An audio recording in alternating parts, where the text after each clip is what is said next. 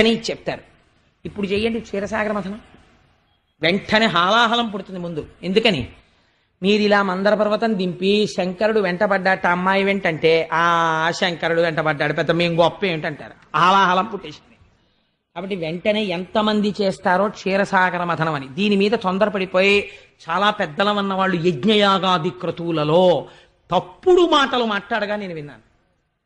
ఆ శంకరుడండి మోహిని రూపంలో ఉండగా వెంటబడ్డాడు, శంకరుడు కామారా.